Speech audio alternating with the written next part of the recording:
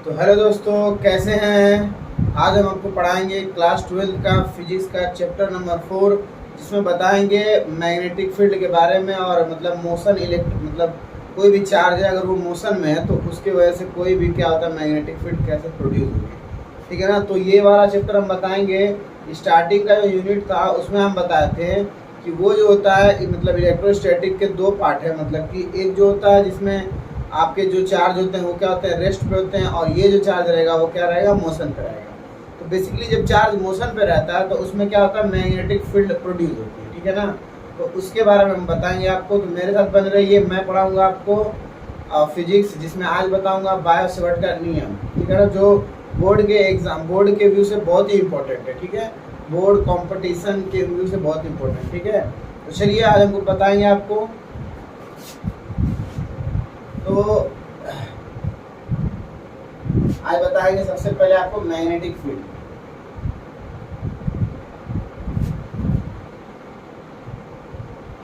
Magnetic field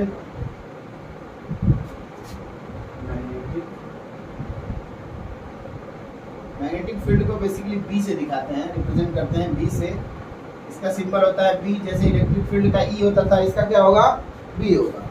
तो इसके बारे में जानते हैं कि कैसे ये होगा, उसके बारे में देखो।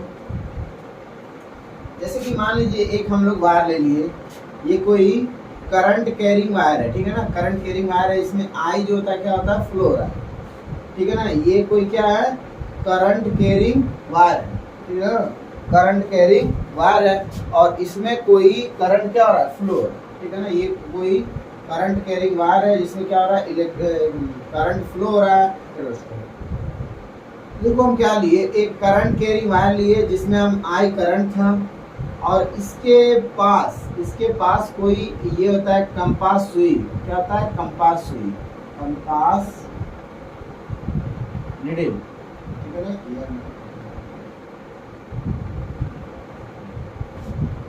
ठीक है ना। तो क्या किया हम लोग, कोई करंट कैरिंग वायर लिए जिसमें हम क्या करते हैं, कंपास, जो कंपास की सुई होती है, उसको जो एक करंट लिए, एक वायर लिए जिसमें करंट का प्रवाह हो रहा था, फ्लो हो रहा था, और उसमें क्या किए, कंपास की सुई लिए।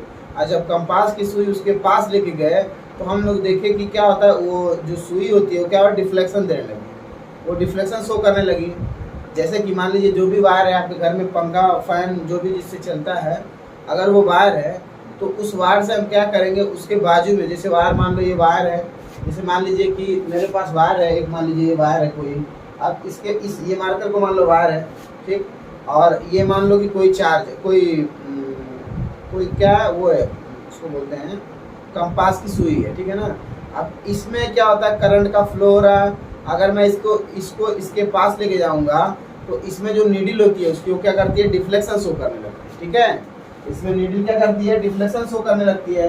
तो डिफ्लेक्शन जो शो करती है, ये जो होता है इसी को हम कहते हैं क्यों डिफ्लेक्शन शो कर रही है। देखो भाई, डिफ्लेक्शन क्यों शो करती है, बात ये है कि जैसे कि मान लीजिए कि अगर ये कोई पहले जो रहता था, अगर कोई चार्ज रहता था तो इलेक्ट्रिक फील्ड बनाती थी, जिसकी वजह से कुछ फोर्स लगते थे ना। यहाँ पे बात क्या है, यहाँ पे बात बेसिकली ये है कि अगर इसके अंदर कोई मैग्नेटिक फील्ड आएगा तभी ना ये डिफ्लेक्ट करेगा। क्योंकि आपको मालूम है कि अगर मान लो ये एक मैग्नेट है, ये मान लो एक मैग्नेट है, ये नॉर्थ है, ये साउथ है, अगर एक तो और मैग्नेट रहेगा तब ना इसको या तो अट्रैक्ट करेगा या रिपल करेगा। अगर सेम सेम है तो इसको रिपल करेगा ना। तो अगर एक चुंबक, इसके अंदर एक मैग्नेट आ जाता है, करंट, अगर करंट का फ्लो होता है तो उसके अंदर क्या होता है, एक मैग्नेट आ जाता है। ठीक है, एक मैग्नेट आ जाता है। इसके वजह से जो मैग्नेट, जो कंपास की सुई होती है, जो कंपास नीडल होती है, उसको उसके पास लेके जाते हैं, करंट कैरिंग वायर के पास, तो वो डिफ्लेक्शन शो करने लगती है। ठीक है ना, सुई ऐसे ऐसे हिलने लगती है। ठीक है ना, तो बेसिकली यही है। तो इससे हमको क्या पता चला, इससे हमको ये पता चला। अच्छा एक बात और है, ये वायर अगर मैं, जो करंट कैरिंग वायर है उसमें जो करंट का डायरेक्शन है वो नीचे की तरफ होगा, तो इसका डिफ्लेक्शन अलग हो जाएगा, इस साइड हो सकता है।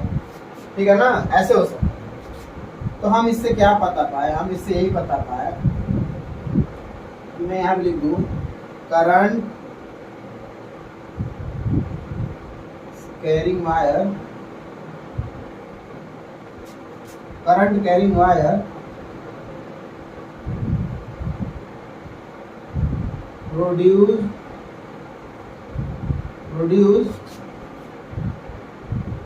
मैग्नेटिक फील्ड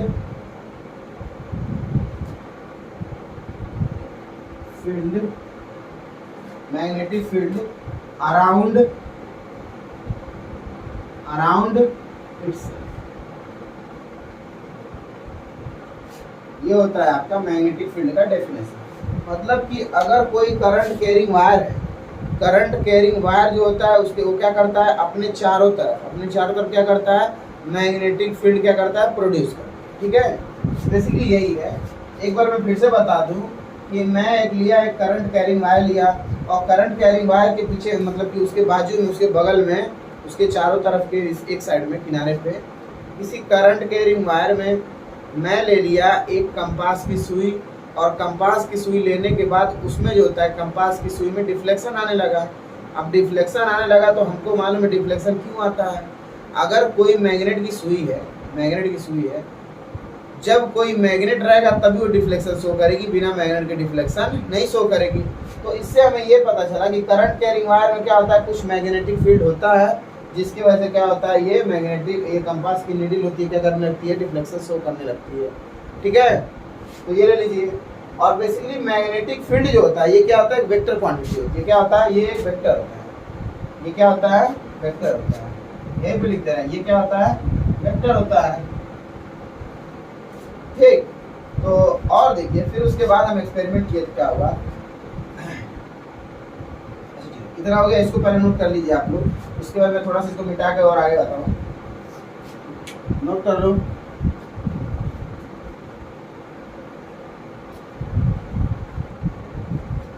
चलिए इसको मिटा दे।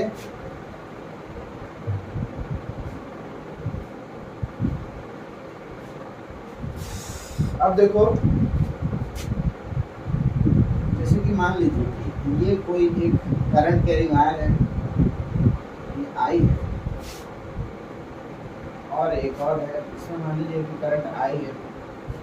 ठीक है, अगर मैं कोई चार्ज ले लूँ प्लस क्यू, कोई भी चार्ज ले लेता हूँ, ऐसे मान लीजिए कोई चार्ज ले लेता हूँ, और ये चार्ज होना चाहिए किस पे है, मान लीजिए रेस्ट पे। ये चार्ज किस पे है, रेस्ट पे है। अगर ये चार्ज रेस्ट पे है और करंट कैरिंग वायर है तो इस पे कोई फोर्स नहीं लगता, इस पे कोई नो फोर्स। क्या हो जाएगा, नो फोर्स। ठीक है, जैसे कि कोई इलेक्ट्रिक फील्ड होता था, तो इलेक्ट्रिक फील्ड में इलेक्ट्रिक फील्ड चाहे तो उसमें जो होता है कोई भी चार्ज हो, या तो वो मोशन में हो या तो रेस्ट पे हो, उस पर फोर्स लगता था। F = Q × E लगता था ना। जैसे कि मान लीजिए कि ये कोई इलेक्ट्रिक फील्ड है, ये इलेक्ट्रिक फील्ड है ऐसे, और इसमें कोई भी अगर एक चार्ज रहता था तो इसमें फोर्स लगता था, यानी F लगता था बराबर Q × E लगता था। लेकिन यहाँ पे ऐसा कहानी नहीं है, ऐसी कहानी नहीं है। क्यों? क्योंकि हमको मालूम है कि जो चार्ज, जो करंट जो होता है मूव करता है, मोशन करता है। ठीक है ना, यहाँ पे जैसे कि फोर्स है, इसमें Q है, Q क्या कर रहा है, बेसिकली क्या कर रहा है, एक मोशन कर रहा है। सॉरी, Q क्या है, यहाँ पे एक रेस्ट पे है। ठीक है ना, और इलेक्ट्रिक फील्ड में चाहे तो Q रेस्ट पे हो चाहे तो मोशन पे हो, उस पर फोर्स लगता था। लेकिन यहाँ पे कहानी क्या है कि अगर चार्ज रेस्ट पे है तो उस पर फोर्स नहीं लगेगा। क्यों नहीं लगेगा, इसको हम आगे डिस्कस करेंगे, अभी बताएंगे। अब देखिए, अगर वही करंट कैरिंग वायर है और यहाँ पे Q है जो कि क्या हो, मोशन में, ये क्या हो, मोशन में हो। ठीक है ना, तो इसके वजह से जब ये मोशन में रहेगा, क्या किसी न किसी मोशन में रहेगा। अगर मान लीजिए कि हम किसी कोई भी चार्ज को किसी वेलोसिटी के साथ, अगर वेलोसिटी के साथ ऊपर फेंके ऐसे, मान लीजिए v वेलोसिटी के साथ, जब हम इसको ऊपर की तरफ फेंकते हैं तो ये क्या होता है, कुछ डिफ्लेक्ट हो जाता है। इस तरफ क्या होता है, डिफ्लेक्ट हो जाता है। तो इसका मतलब ये है कि डिफ्लेक्ट क्या होता है, डिफ्लेक्ट हो जाता है, deflect some force, deflect due to some force. मतलब कि अगर चार्ज मोशन में है, करंट कैरिंग वायर में अगर चार्ज मोशन में है और चार्ज को हम अगर ऐसे किसी वेलोसिटी के साथ उसको फेंकें, चार्ज क्या करें, फेंके, तो क्या होता है, चार्ज क्या होता है, डिफ्लेक्ट हो जाता है। ये जो करंट कैरिंग वायर इसी तरफ क्या होता है, डिफ्लेक्ट हो जाता है। मैं अगर इसको v वेलोसिटी से फेंकूंगा ये क्या करता है, इसके डायरेक्शन में क्या होता है, डिफ्लेक्ट हो जाता है। ठीक है ना। इसका मतलब ये है कि deflected due to some force, मतलब कि किसी की वजह से, किसी कारण, किसी फोर्स की वजह से ये डिफ्लेक्ट होता है, वैसे होता नहीं है। और चार्ज रेस्ट पे है तो फोर्स नहीं लग रहा है। तो इसकी बातें हम आगे डिस्कस करेंगे। फिलहाल में हमको बस इसके बारे में थोड़ा सा इंट्रोडक्शन था, उसको हम बता दिए हैं। आप इसको नोट करना चाहते हैं नोट कर लीजिए, फिर हम चलेंगे आगे।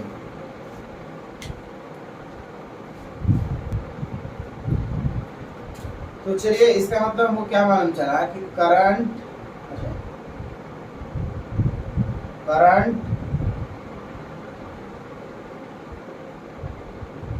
Carrying wire, current carrying wire like magnetic field.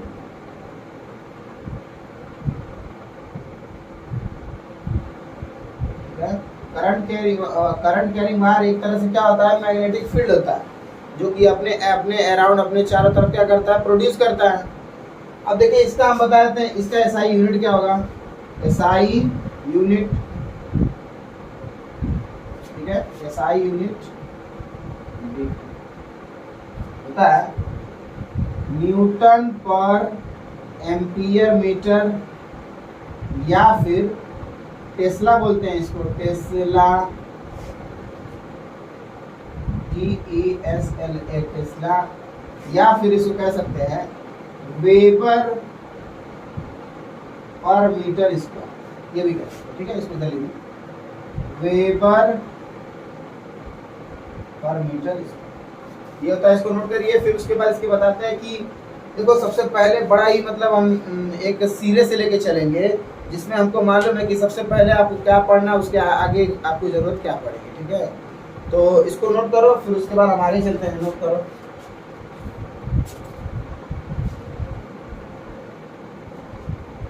चलिए, सबसे पहले हम लोग पढ़ेंगे अब हमारा जो होता है बायो-सैवर्ट का नियम। ठीक है ना। सबसे पहले डिटर्मिनेशन ऑफ बी, मतलब अगर कोई भी मैग्नेटिक फील्ड है, कहाँ बन रही है, किस डायरेक्शन में बन रही है, किस एंगल में बन रही है, तो सबसे पहले वो चीज़ हम फाइंड करेंगे। तो उसको फाइंड करने के लिए हमारा आता है, पहला आता है बायो-सैवर्ट का नियम, बायो-सैवर्ट लॉ। ठीक है, बायो-सैवर्ट लॉ क्या कहता है कि मैग्नेटिक फील्ड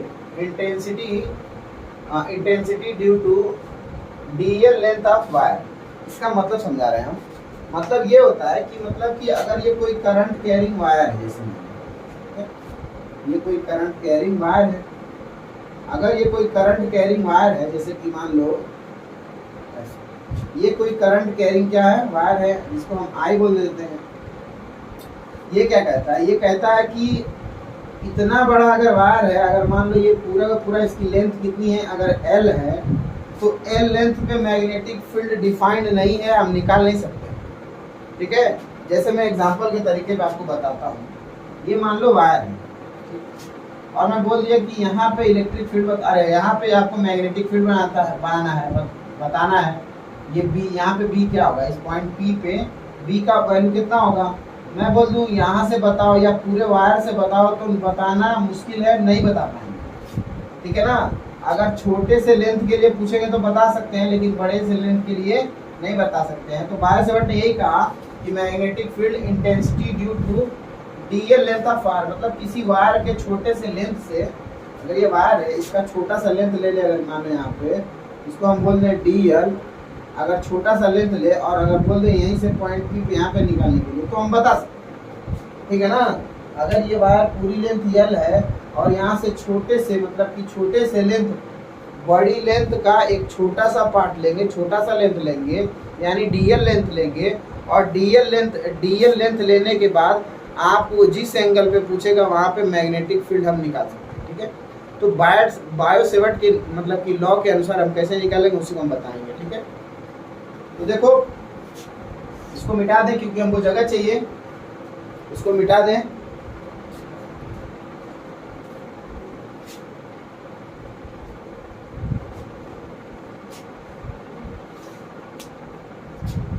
सबसे पहले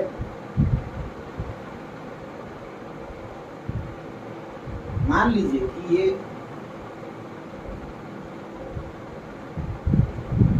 ये वायर है कोई, और इस वायर से कहीं यहाँ पर इस पी पॉइंट पे, मतलब यहाँ से पी पॉइंट का गलत फिगर बन जाएगा, ठीक है। ये वायर है, ये वायर में छोटा सा लेंथ लेंगे यहाँ पे, इसको बोलेंगे डी, छोटा सा, बहुत बड़ा लेंथ एल है और इस छोटा सा लेंगे डी। अब बोला है, और इसमें करंट कैरिंग वायर है, ठीक है ना, करंट कैरिंग वायर।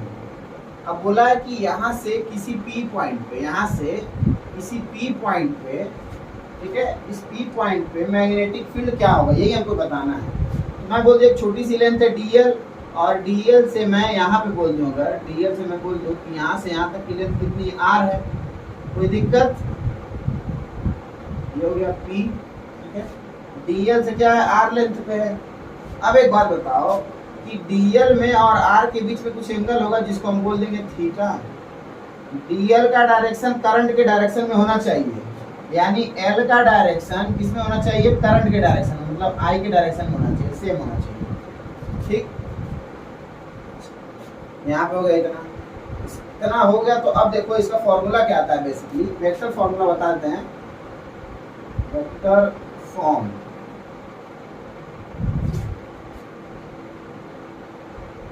डीबी, देखो यहाँ पे अगर छोटी सी लेंथ ली है तो यहाँ पे मैग्नेटिक फील्ड भी कितनी आएगी, छोटी आएगी, यानी डीबी आएगी। एकदम जाहिर सी बात है, छोटी सी लेंथ लेंगे तो छोटा सा मैग्नेटिक फील्ड मिलेगा हमको। तो डीबी इक्वल टू होता है म्यू नॉट अपान में 4 pi I D L R, IDL cross R, और ये जाता है आर वेक्टर अपान में आर का क्यूब। बेसिकली ये जो होता है वेक्टर फॉर्म है, क्या होता है, वेक्टर फॉर्म होता है। अब जैसे किताब में दिया रहता है, बुक में दिया रहता है कि ये इसके प्रोपोर्शनल, आई के प्रोपोर्शनल डीबी है, डीएल है, आर के, उसको भी बताएंगे, लेकिन पहले यहाँ से फील लीजिए, इसको फील लीजिए, एकदम एकदम धीरे धीरे एंजॉय करिए, ठीक है ना। तो देखो भाई, अगर मैं बोलूँ कि इसको स्केलर फॉर्म में लिखो तो कैसे हो जाएगा, देखो dB equal to mu naught upon में 4 पाई आई DL और R, तो DL और R है ना, तो मैं इसको बताऊंगा थोड़ा सा, DL और क्या है, R है। अगर मैं इस क्रॉस को, DL और क्रॉस क्या है, R है, अगर इस क्रॉस को मैं रिप्लेस करूं तो मैं इसको लिख सकता हूँ DL R और साइन थीटा, क्योंकि जो क्रॉस है यानी कि DL और R के जो बीच में एंगल है वो कितना है, साइन थीटा है। तो ये जो होता है क्रॉस होता है, क्रॉस जो होता है साइन से रिप्लेस हो सकता है। तो मैं यहाँ पे लिख सकता हूँ, यहाँ पे लिख सकता हूँ कि आई DL साइन थीटा, और इंटू इसमें R था तो मैं R भी एक लिखता हूँ, R साइन थीटा, और नीचे R का क्यूब है, तो एक R से एक R मर गया, तो हमारा हो जाएगा dB equal to mu naught upon में 4 pi I DL sine theta, और अपान में R का स्क्वायर। ये हो गया बेसिकली हमारा फॉर्मूला, जो कि ज़्यादा से ज़्यादा यही यूज होता है, ठीक है ना, इसको स्केलर बोलते हैं।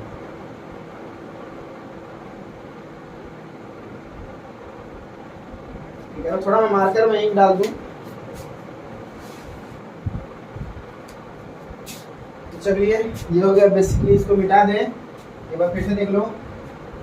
इसका फॉर्मूला देखो, इसका होता है कि मतलब कि अगर कोई भी बड़ी सी लेंथ है L, उसमें छोटा सा लेंथ लेंगे DL, और DL से किसी P पॉइंट पे जो भी हमारा मैग्नेटिक फील्ड मिलेगा वो हमको मिलेगा DB, क्योंकि छोटी सी लेंथ रहेगी तो आपका मैग्नेटिक फील्ड कितना मिलेगा, छोटा मिलेगा। और फिर मैं उसके बाद बोला हूँ कि अगर यहाँ से यहाँ तक की जो लेंथ है उसको मैं बोल दिया हूँ R, ठीक है, और जो DL है और R के बीच में जो एंगल है उसको बोलेंगे थीटा, जो कि यहाँ पे साइन थीटा दिखा दिए हैं। देखो स्केलर फॉर्म जो होता है, ये जो होता है एग्जैक्टली थोड़ा सा कॉम्प्लेक्स होता है, लेकिन इसमें आपको डायरेक्शन और सब मिल जाएगा, ठीक है ना। कार्टेशियन फॉर्म भी यूज हो सकता है, डायरेक्शन भी यूज हो सकता है, लेकिन इसमें मैग्नीट्यूड मिलेगा, लेकिन इसमें ज़्यादातर से इसी फॉर्मूले को यूज करेंगे, ठीक है। इसको मिटा दें, मिटा दें, थोड़ा मेरा मार्कर बहुत आज साथ नहीं दे रहा है मेरा। चलिए भाई, अभी बताएंगे आपको कि इसका फॉर्मूला क्या है आपको। तो मैं इसका रिलेशन दिखा दे रहा हूँ, जैसे कि आप लोग बोलेंगे जो बुक में दिया रहता है उसका रिलेशन भी दिखा दे रहा है। dv इक्वल टू होता है म्यू नॉट अपान में 4 pi I D L sine theta upon में आर होता है, जो कि स्क्वायर होता है।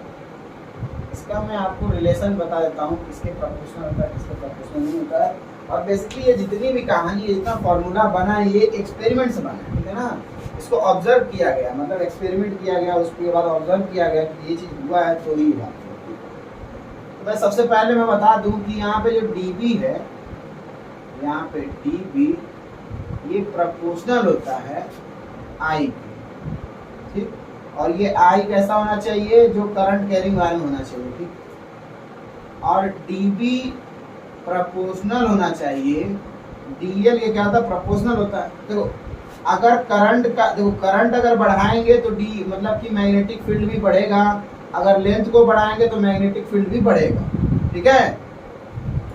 जैसे कि मान लीजिए कि वायर है, ये वायर है, मान लो ये वायर है, करंट कैरिंग वायर है, और मैं बोल दूँ यहाँ पे अगर कोई मैग्नेटिक फील्ड है, यहाँ पे अगर बताना है हमको, यहाँ पे B हमको बताना है, तो अगर वायर में इतना बड़ा लूँगा तो मैग्नेटिक फील्ड और बड़ा आएगा, ठीक है ना। तो इसका हम अभी बताएंगे, इसी कहानी बताएंगे अभी बाद में, थोड़ा समझाएंगे।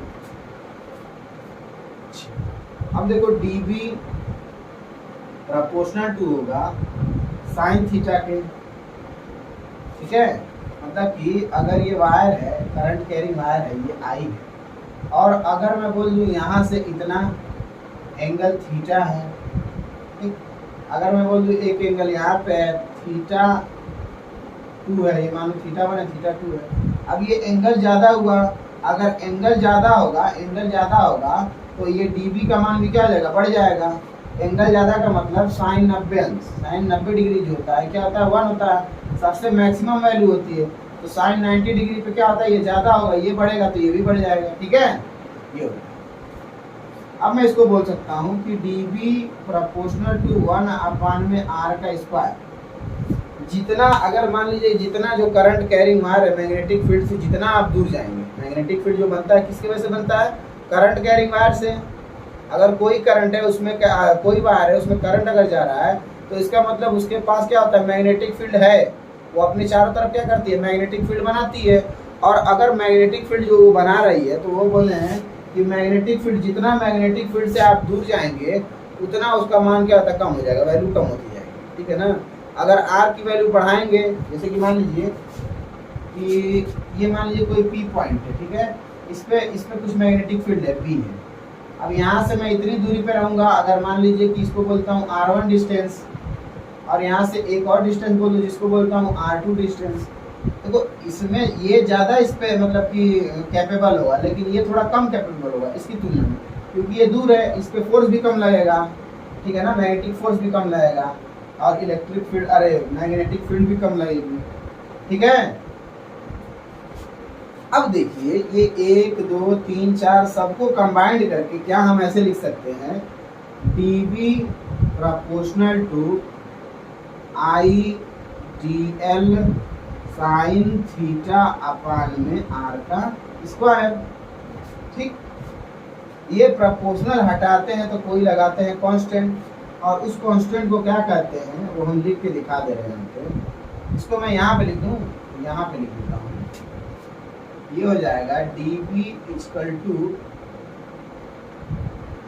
म्यू नॉट अपान में 4 pi I D L sine theta upon में r का स्क्वायर। ये हो गया आपका कंप्लीट फॉर्मूला, ठीक है।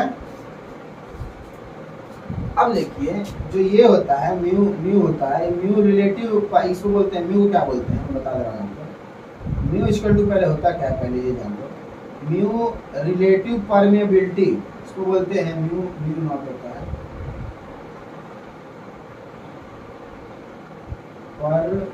परमियाबिलिटी ऑफ फ्री स्पेस या वैक्यूम, ठीक है, क्या होता है परमेबिलिटी ऑफ फ्री स्पेस या फिर वैक्यूम। मतलब कि फ्री स्पेस का मतलब होता है कि जैसे हवा है थोड़ा इस टाइम ऑक्सीजन गैस है वो तो ठीक, और वैक्यूम का मतलब होता है जहाँ पे भी एयर भी ना हो, कुछ भी ना हो, एकदम न्यूट्रल, एकदम वहाँ पे कुछ नहीं। तो उस टाइम जो होता है म्यू नॉट की वैल्यू होती है, जो भी होती है मैं उसको बता देता हूँ यहाँ पे। तो बेसिकली हमारा म्यू नॉट जो होता है, म्यू नॉट अपन में 4 पाई की वैल्यू जो होती है वो होती है 10⁻⁷, जो कि एक कांस्टेंट होता है। क्या होता है? कांस्टेंट। ठीक है, तो सबसे पहले इसको नोट करेंगे, उसके बाद मैं चलूंगा आगे। हो गया नोट?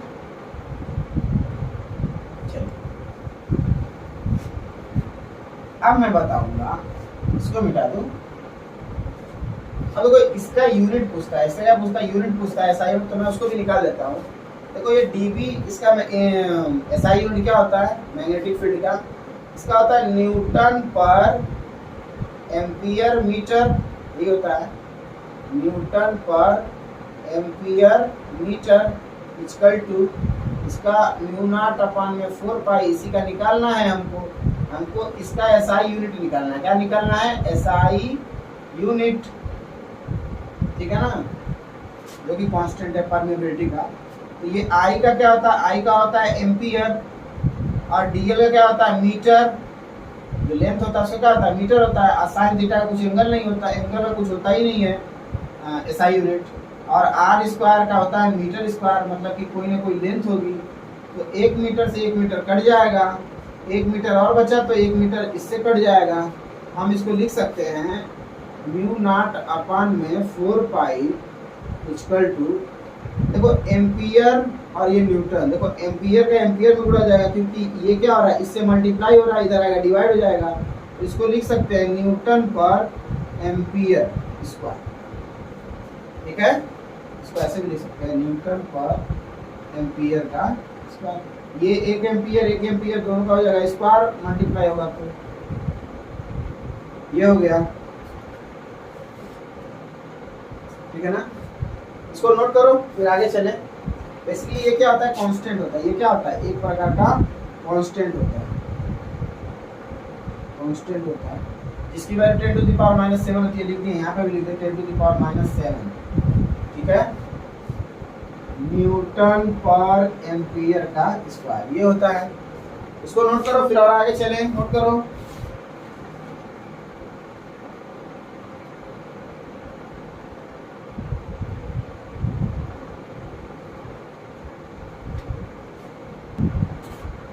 ठीक है। उसका एक और फार्मूला होता है, रिलेटिव परमिबिलिटी होता है, जिसको हम बोलते हैं mu R equal to mu upon में म्यू नॉट, जो कि ये वैक्यूम वाला है। इसको भी नोट कर लो, बहुत खुशी देता है। अब देखो ये capable for elemental current, elemental length के लिए, ठीक है ना, एलिमेंटल लेंथ,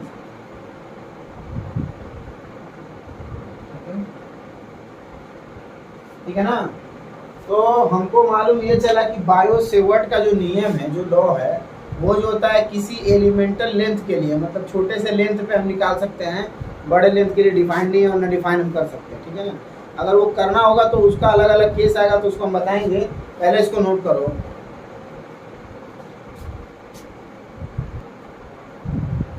चलिए, तो ये हो गया, इसको मिटा दें, इसको। तो बोर्ड में काफ़ी पूछा जाता है ये जो आपका ये वाला जो टॉपिक है। अब थोड़ा सा डायरेक्शन देख लेते हैं हम लोग, डायरेक्शन के बारे में, डायरेक्शन में क्या है, ठीक है।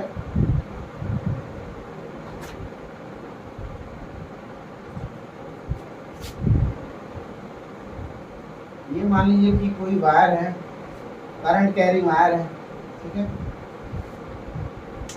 अगर करंट कैरिंग वायर है, अगर मान लीजिए ऐसे वायर है, अब इसमें पूछ दिया कि इसका डायरेक्शन क्या है, इसका डायरेक्शन क्या है, अगर पूछ दिया डायरेक्शन क्या है तो मैग्नेटिक फील्ड का, मैग्नेटिक फील्ड का डायरेक्शन क्या है। देखो इसमें पहले दो चीज़ होता है, एक तो होता है कि मान लीजिए कहाँ पे पूछा है, अगर इस पॉइंट पे पूछा है तो यहाँ से ले लेंगे, यहाँ पर इस पॉइंट को P बोल देंगे, ठीक है। अच्छा ये जो ये तो I होता है, आपको मालूम है। ये जो छोटा सा लेंथ होता है इसको बोलते हैं DL, ये वाला जो लेंथ होता है इसको बोलते हैं R, यानी कि DL क्रॉस R हो जाएगा। कोई दिक्कत इसमें, DL क्रॉस R हो जाएगा। देखो सबसे सिंपल तरीका बताएंगे मैग्नेटिक फील्ड निकालने का, एकदम डायरेक्शन जो है मैग्नेटिक फील्ड का डायरेक्शन निकालने का, स्क्रू रूल। स्क्रू रूल का मतलब होता है कि एक स्क्रू लेंगे और जहाँ से जहाँ पे जाना है, मतलब DL से DR पे जाना है आपको, ठीक है ना, मतलब यहाँ से यहाँ जाना है, यहाँ से यहाँ अगर जाना है तो हमको क्या करना पड़ेगा, स्क्रू को ऐसे घुमाएंगे, स्क्रू को ऐसे घुमाएंगे, DL क्रॉस R है ना, तो मतलब DL से R पे, अरे भाई ये एंगल है ना, यहाँ से किस पे जाना है, R पे जाना है, तो हम क्या करेंगे DL से R पे जाएंगे। तो स्क्रू जो होता है, जब हम DL से R ऐसे करेंगे तो क्या होता है, स्क्रू किधर जाता है, अंदर की तरफ जाता है, तो उसको बोलेंगे इनवर्ड। इनवर्ड को क्रॉस से दिखाएंगे, इनवर्ड को क्रॉस से दिखाएंगे, ठीक है। अगर यही आउटवर्ड है, यही क्या है, आउटवर्ड है। जैसे कि मैं एक और एग्जांपल ले लूँ, अगर मान लीजिए कि यहाँ पे है कोई ऐसे, ये यहाँ पे P पॉइंट है, P डैश बोल देते हैं इसको, और यहाँ से कोई एंगल है थीटा, ठीक है, इसे मान लो थीटा है, और इसमें करंट कैरिंग वायर I है, और यहाँ से लेंथ ले लिए हैं DL। DL हमेशा रहेगा, ठीक है ना। तो देखो भाई इसका क्या हो जाएगा, इसको ये करेंगे और इसको फिंगर को किधर करेंगे, फिंगर को किधर करेंगे, इसके डायरेक्शन में करेंगे, जो कि आपका जहाँ पे मैग्नेटिक फील्ड पूछेगा उसके डायरेक्शन में। और इसको जो होता है करंट को, ये हाथ को कहाँ रखेंगे, करंट के डायरेक्शन में। हाथ वाला भी होता है राइट हैंड पाम रूल, ये भी होता है, और या तो स्क्रू रूल अच्छा होता है मेरे हिसाब से। और स्क्रू रूल देखो यहाँ से कहाँ जाना है, कहाँ से कहाँ जाना है, DL इंटू क्रॉस R था ना, DL क्रॉस R था, तो हमको जाना है, कहाँ जाना है, R से L जाना है, R से L जाना है, R से L जाना है। तो R से L जाएंगे तो डायरेक्शन, स्क्रू को ऐसे घुमाएंगे तो स्क्रू क्या होता है, खुलने लगता है, तो खुलने लगता है तो डायरेक्शन किधर होता है, आउटवर्ड। आउटवर्ड के लिए क्या होता है, आउटवर्ड के लिए क्या होता है, डॉट, ठीक है ना। आउटवर्ड के लिए इसको डॉट पढ़ते हैं और इसको क्रॉस पढ़ते हैं। अब राइट हैंड पाम रूल भी बता देते हैं। अगर देखो भाई, अगर यहाँ पे पूछ दिया मैग्नेटिक फील्ड क्या होगा, तो राइट हैंड पाम रूल क्या कहता है कि जिस डायरेक्शन में करंट है उसी डायरेक्शन में आपकी लेंथ होनी चाहिए जो DL लिए हैं। अगर करंट इसी मतलब डायरेक्शन में है ऊपर की ओर, तो हम जो होता है DL भी उधर ऊपर की ओर होगा। तो करंट जिधर जाता है उधर अपना क्या करेंगे, अंगूठा रखेंगे, ये वाला राइट वाला ये होता है, इसको इधर करेंगे, और मैग्नेटिक फील्ड के डायरेक्शन में अपना हाथ ऐसे रखेंगे, और हाथ और उंगली को कैसे कर्ल करेंगे। तो डायरेक्शन हमारा होता है किधर जा रहा है, अंदर की तरफ ना। तो इस टाइम डायरेक्शन किधर हो गया मैग्नेटिक फील्ड का, यही क्रॉस इनवर्ड की तरफ, क्या हो गया, अंदर इनवर्ड। और अगर मैं यहाँ पे ले लूँ, तो देखो भाई मैं अंगूठा करूँगा ऐसे, और ये जो होता है जिस पॉइंट पे पूछा है मैग्नेटिक फील्ड के, उधर मेरा क्या रहेगा, ये फिंगर रहेंगे, और उसके बाद मैं कर्ल करूँगा तो डायरेक्शन किधर आएगा, ऊपर की तरफ, मतलब कि आउटवर्ड ये। तो ऐसा है कि समझ में आया होगा। इसको पहले नोट कर लीजिए, फिर एक टॉपिक और पढ़ा देते हैं, 2 टॉपिक और है, उसको पढ़ा के फिर उसके बाद से इस चैप्टर को क्या करते हैं, अरे सॉरी, इस लेक्चर को क्लोज करते हैं और नेक्स्ट की तैयारी करते हैं। तो पहले इसको नोट करो।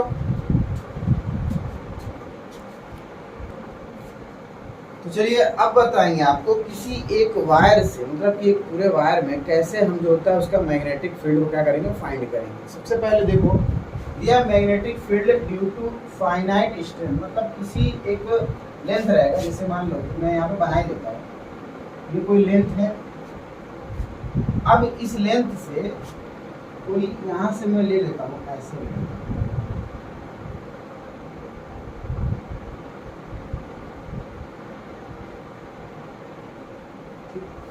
ये कोई P पॉइंट है, और देखो मैं ये लेंथ से कोई मतलब कि ये A डिस्टेंस में क्या है, बीच का डिस्टेंस क्या है, A है।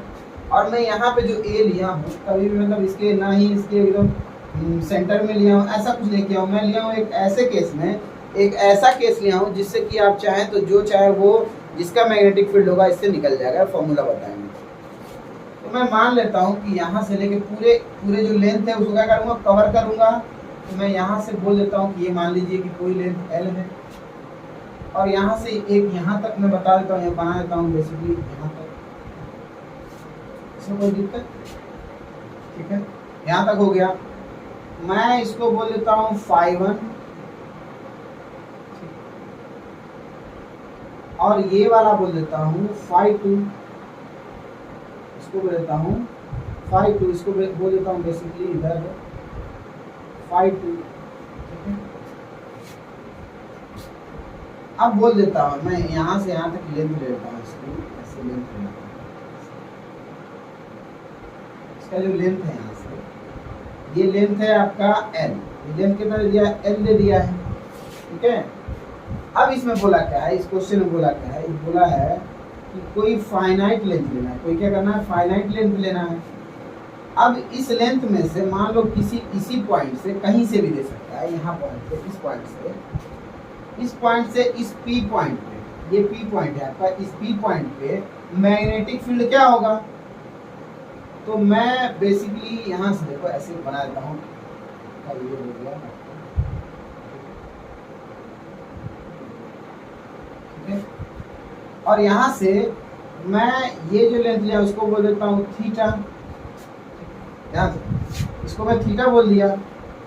अब यहाँ से जो लेंथ लिया हूँ यहाँ से, इसको मैं बोलूँगा क्या, डी एल, जो कि मैं पहले से बता चुका हूँ कि कोई भी लेंथ लेंगे तो क्या लेंगे, छोटा सा एलिमेंटल लेंगे, इसको बोल दूँगा मैं डी एल है, और यहाँ से इसको थीटा बोल दूंगा। और ये परपेंडिकुलर तो 90 डिग्री हो गया, ये कितना हो गया 90 डिग्री, 90 माइनस थीटा हो जाएगा, आराम से एकदम हो जाएगा, सिंपली में समझो तुम आराम से। इसका नाम दे दो, इसको ए बोल दें, इसको बी बोल दें, और ये पी हो गया, इसको सी बोल दो, खत्म। और इसको अगर मन करे तो इसको डी बोल दो। अब चलिए क्या करेंगे, ध्यान दो, अगर मुझे निकालना है dB इक्वल टू आपका हो जाएगा म्यू नॉट अपान में 4 pi I D L sine theta, dB equal to mu naught upon में 4 पाई आई डी एल अपान में आर का स्क्वायर, और जो साइन थीटा है आप क्या लिखेंगे, साइन, और थीटा क्या है भाई, थीटा कितना है हमारा 90 डिग्री माइनस थीटा, तो यहाँ पे कितना लिखेंगे 90 डिग्री माइनस थीटा। यहाँ से देखो ये चीज़ समझो, ये थीटा तो ये हो जाएगा 90, और ये कितना जाएगा 90 माइनस थीटा। अगर नहीं समझना तो छोटा सा कर दे रहा हूँ, किसी भी ट्राइंगल के तीनों एंगल कितने होते हैं 180 डिग्री, तो इसको मैं थीटा बोल दिया, ये हो गया 90 डिग्री का, ये नहीं मालूम है, इसको बोल देंगे x इक्वल टू, तीनों कितना हो जाएगा 180 हो जाएगा, थीटा 90 अगर उधर जाएगा तो x इक्वल टू कितना हो जाएगा, वो साइड जाएगा तो 180 माइनस 90 माइनस थीटा, तो x इक्वल टू 180 में से 90 जाएगा 90 माइनस थीटा, ये हो गया इधर। अब मैं इसको बोलूँगा dB equal to mu naught upon में 4 pi I D L cos theta upon में आर का स्क्वायर, ठीक है, आर का स्क्वायर, ये हो गया हमारा। अब बेसिकली हमको देखो लेंथ यहाँ से लेके यहाँ तक सबको फाइंड करना है ना, दोनों फाइंड करना है, इसको फाइंड करना है, इसको ये क्या होता है, इसको फाइंड करना है हमको। थोड़ा सा मैं इसको ऐसे कर दूँ ताकि डॉट डॉट दिखे ऐसे,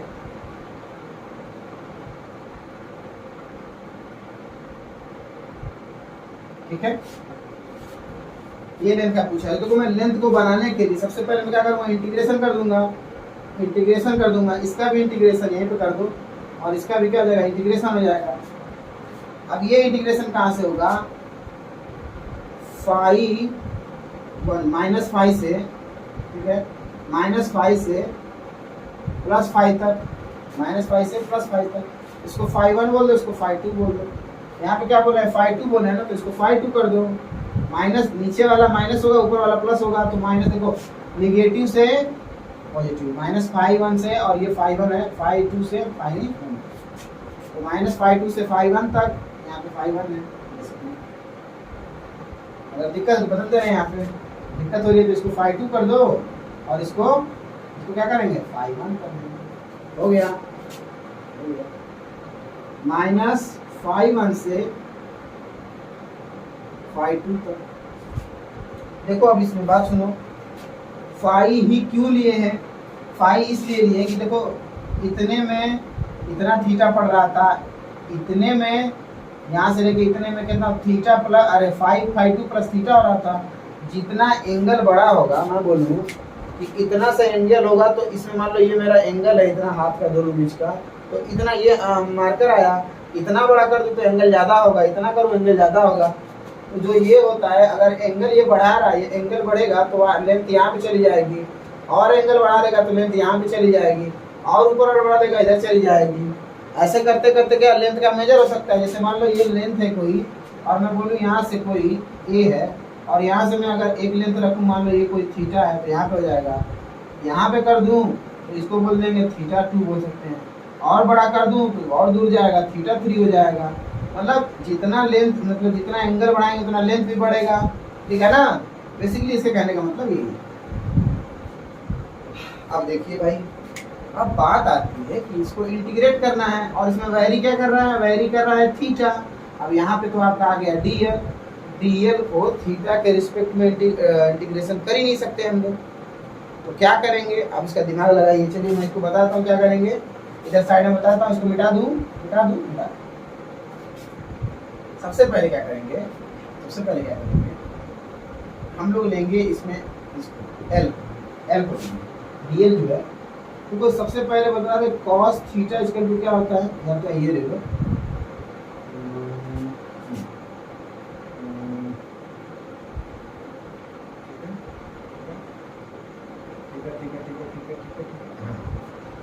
हो जाएगा हमारा tan थीटा इसका कितना आएगा, ये cos थीटा इसका cos थीटा इसका क्या हो जाएगा, आधार बटाकर। तो अगर ये थीटा है यानी कि cos 90 माइनस थीटा, इसी में cos थीटा इसका कितना हो जाएगा, लंब यानी कि लंब बटा में कर्ण, यानी कि हो जाएगा तो लंब dl अपान में कर्ण कितना हो जाएगा, कर्ण हो जाएगा आपका बेसिकली इसको हम बोलते हैं r बटा में r हो जाएगा। हम इसको बोल सकते हैं cos थीटा, और ये इधर चला जाएगा तो कितना हो जाएगा l, सॉरी cos थीटा इसका हो जाएगा आधार बटा कर्ण। आधार कितना है, अगर ये थीटा है तो ये कितना हो जाएगा आधार, बेसिकली ये आधार हो जाएगा, इसको बोलेंगे a अपान में कर्ण कितना होगा r होगा। तो r को अगर इधर ले जाओ तो r इसका टू लिख सकते हैं a अपान में cos थीटा, ये हो सकता है पहला। देखिए r इसका कितना हो सकता है हम लोग का l, ठीक है एक मिनट, ठीक है। अगर tan थीटा इसका कितना जाएगा, tan थीटा इसका कुछ मिल जा रहा है हमको।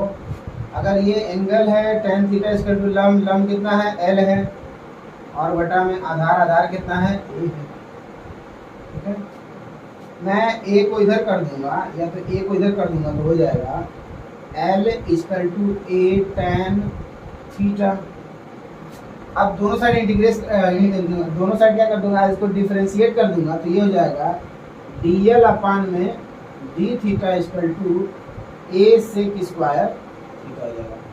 ठीक है, tan थीटा का क्या होता है इंटीग्रेशन सेक स्क्वायर कितना हो जाएगा। पहले इतना नोट करो, फिर मुझे थोड़ा इसको मिटाऊंगा, स्पेस चाहिए हमको, ठीक है।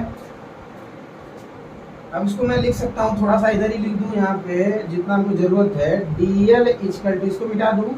देखो dl क्या है, dl और ये क्या डिवाइड हो रहा है d थीटा, इधर जाएगा तो कितना हो जाएगा, हम लिख सकते हैं dl equal to a sec square theta d theta, ऐसे हो सकता है। इसको ऊपर ले जाएंगे तो, और ये dl नहीं कर जाएगा, मिटा दे रहे हैं इसको।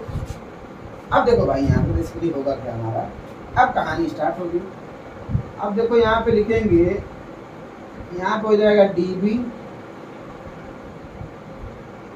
अब यहाँ पे हो जाएगा फाई 1 माइनस से फाई 2 प्लस तक। अब एक बात बताओ, क्या म्यू नॉट ये तो कॉमन है, इसको कॉमन में बाद में निकालेंगे। कॉमन नहीं होता बेसिकली, वो क्या होता है कांस्टेंट। आई है, आई को भी यहाँ पे रख दो आई। डी एल की जगह कितना है, a sec square theta D theta. DL की जगह कितना है, a sec square theta D theta. यहाँ डीएल है तो a sec square theta D theta. और यहाँ पे कॉस थीटा आ गया, तो आर की जगह कितना है, आर स्क्वायर की जगह कितना हो जाएगा, ए स्क्वायर अपान में कॉस स्क्वायर थीटा हो जाएगा। और क्या है, और कुछ है, और एक कॉस थीटा बचा है इधर, जो आपको इधर दिख रहा है, ठीक है, कॉस थीटा। देखो ये कॉस है, उधर जाएगा ऊपर जाएगा तो हो जाएगा, इसके बाजू में आ जाएगा, यहाँ पे आ जाएगा। मतलब कॉस जो होता है सेक का क्या होता है, उल्टा होता है, इसलिए ये डायरेक्ट हम काट दे रहे हैं। और एक ए से एक कट जाएगा, एकदम कट जाएगा। अब जो कि ये बी हो जाएगा। और देखो इसमें कांस्टेंट क्या है, म्यू नॉट क्या है, कांस्टेंट है, आई क्या है, कांस्टेंट है, और 4 पाई बाहर आ जाएगा। और इंटीग्रेशन होगा किसका, ये फाई 1 है माइनस से ये फाई 2 है, ठीक है। बेसिकली ये किसी तरह है, थोड़ा सा धक्का लग रहा है कि मैं यहाँ पे फाई 2 है, थोड़ा सा ऊपर कर दो, माइनस फाई 1 है, ठीक है। अभी क्या होगा, cos थीटा का इंटीग्रेशन होता है साइन थीटा। यहाँ पे क्या होता है, डी थीटा कॉस थीटा है ना, कॉस थीटा डी थीटा है। ये फाई 1 माइनस से फाई 2 हो जाएगा, बेसिकली फाई 2 हो जाएगा। अब देखो यहाँ पे हो जाएगा बी इक्वल टू, इसको मिटा दूँ क्या, इसको थोड़ा मिटा दूँ, इसको मिटा दूँ, मिटा दूँ।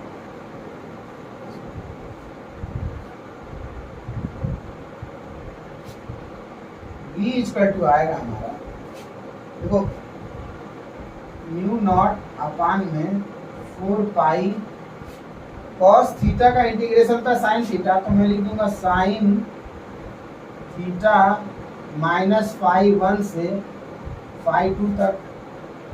बी इक्वल टू लिख सकते हैं हम म्यू नॉट अपान में 4 पाई कोष्टक में साइन थीटा की जगह रखेंगे पहले थीटा 2 को, यानी कि साइन थीटा 2, और इसको रखेंगे माइनस करके, और माइनस यहाँ पर हो जाएगा साइन कोष्टक में माइनस फाई, ऐसा होगा। अरे भाई सबसे पहले लिमिट रखेंगे, साइन थीटा की जगह फाई 2 रखेंगे, फिर माइनस करेंगे, फिर साइन हो जाएगा, और ये फाई जो यहाँ पे थीटा की जगह माइनस फाई रखेंगे तो माइनस फाई 1 रखेंगे। अब ये हो जाएगा B equal to mu naught upon में 4 पाई कोष्टक में साइन थीटा 2 फाई 2 माइनस, देखो ये साइन, देखो साइन थीटा जो होता है, यहाँ पे साइन जो होता है माइनस थीटा होता है, जो वो क्या होता है माइनस साइन थीटा होता है, और माइनस साइन थीटा और माइनस से गुणा होगा तो प्लस हो जाएगा, और लिख देते हैं साइन थीटा ये क्या है फाई 1 है, और ये होगा कंप्लीट आपका। दिस इज द करेक्ट, ये है थोड़ा सा है दिक्कत, लेकिन इसको नोट कर लो।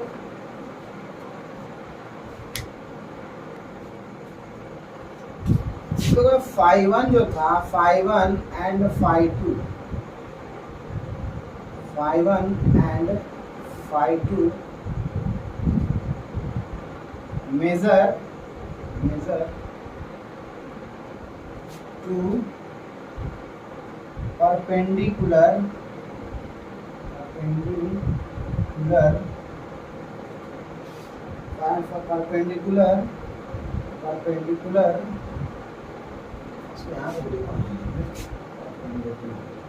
ठीक है ना, जो वायर है वहां से जहां पे ये परपेंडिकुलर है, यहाँ से ये जो परपेंडिकुलर है यहाँ से एक फाई को नेगेटिव भी ले सकते हैं, नेगेटिव भी लेंगे, और क्या लेंगे, और पॉजिटिव लेंगे, ठीक है।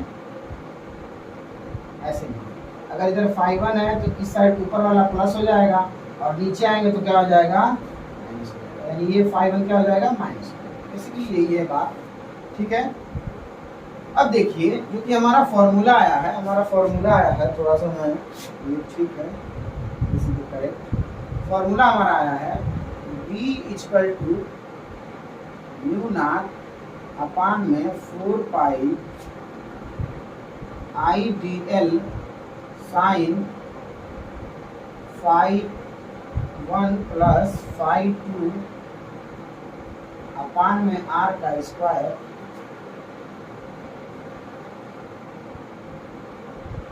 ये हमारा हो गया। अगर कोई वायर करंट कैरिंग वायर ये मान लो आई है और अगर इसका डायरेक्शन दे रहा है आपको, मान लो यहाँ पे किसी पॉइंट P पे, इस P पॉइंट पे अगर मान लो कि यहाँ से अगर इसके पैरेलल में कहीं टच करे, इसके पैरेलल में कहीं ऐसे टच करे, ठीक है, इसके पैरेलल में ऐसे टच कर रही है, ऐसे पैरेलल में टच कर रही है ऐसे, और यहाँ से कहीं किसी एंगल पे, और यहाँ से परपेंडिकुलर है ए, और यहाँ से क्या होता है, यहाँ से किसी एंगल, यानी कि इसको बोलते हैं फाई 1, क्या बोलेंगे इसको, फाई 1। इस फाई 1 डायरेक्शन, जो फाई 1 एंगल है, यहाँ से किसी पॉइंट यहाँ पर, ठीक है, और एक जो होती है लाइन जो होती है क्या होती है, पैरेलल चली गई है, इसी लाइन के क्या होता है, पैरेलल, यहाँ से पैरेलल चली गई, तो उस टाइम मैग्नेटिक फील्ड क्या होगा, तो V इक्वल टू हो जाएगा, सबसे पहले बता देते हैं कि फाई 1 इक्वल टू थीटा होगा, phi 1 equal to phi 1 equal to phi 1, इसको डैश दो, phi 1 dash equal to phi 1, अच्छा, यानी फाई इक्वल टू फाई 1 और फाई 2 इक्वल टू कितना हो जाएगा, 90 डिग्री, बिकॉज ये क्या है 90 डिग्री पे है ना, और ये किसी है। देखो B इक्वल टू कितना आ जाएगा, B इक्वल टू आ जाएगा म्यू नॉट अपान में 4 पाई और आई डी एल साइन 90 डिग्री और प्लस क्या हो जाएगा, फाई 1 हो जाएगा, ठीक है, और अपान में r का V इक्वल टू हो जाएगा म्यू नॉट अपान में 4 पाई आई डी एल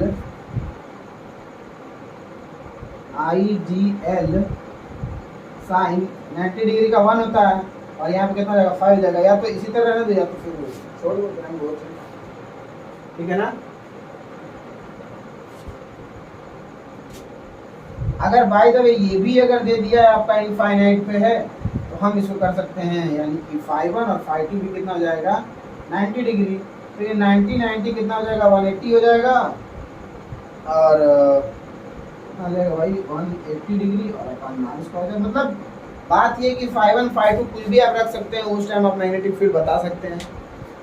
तो आज के लिए इतना ही, मिलते हैं नेक्स्ट वीडियो में, तब तक के लिए जय हिंद। वीडियो अच्छा लगे तो लाइक करो, कमेंट करो, शेयर करो और अपने दोस्तों को सेंड करो, ठीक है। तो नोट कर लीजिए, आप जो चीज़ समझ नहीं है तो कमेंट बॉक्स में कमेंट करिए, मैं उसको सोल्यूशन दूंगा।